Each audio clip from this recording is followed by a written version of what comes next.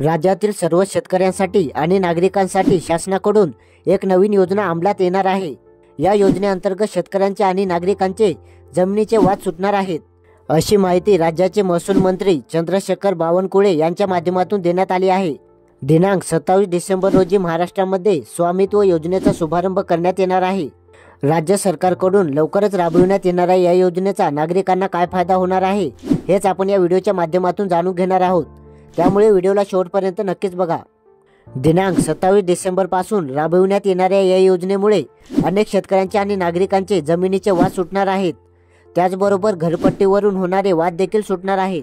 त्यामुळे राज्यातील सर्वच गावांमध्ये गाव पातळीवरती नकाशे तयार करण्यात येणार आहेत आणि या नकाशांच्या आधारावरती पुढील पिढीकरिता ऑनलाईन डॉक्युमेंट देखील तयार करण्यात येणार आहेत।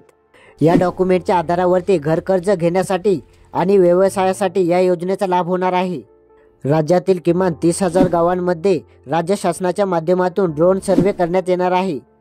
या ड्रोन सर्वेच्या माध्यमातून सर्व शेतकऱ्यांचे आणि नागरिकांचे प्रॉपर्टी कार्ड तयार करण्यात येणार असल्याची माहिती आहे। या स्वामित्व योजनेचा पूर्णतः लाभ आदिवासी गावांना आणि मागास गावांना होणार आहे। त्यामुळे या योजनेअंतर्गत शेतकऱ्यांचे आणि नागरिकांचे जमिनीवरून होणारे वाद टाळण्यात येतील, असा विश्वास महसूल मंत्री चंद्रशेखर बावनकुळे यांनी व्यक्त केला आहे। तुम्हाला काय वाटते, स्वामित्व योजनेचा शेतकऱ्यांना आणि नागरिकांना लाभ होईल का? कमेंटमध्ये नक्की सांगा। आणि शासनाकडून राबवण्यात येणाऱ्या प्रत्येक योजनांविषयी माहिती मिळवण्यासाठी आपल्या शेतकरी समाधान या चॅनलला नक्की सबस्क्राईब करा। धन्यवाद।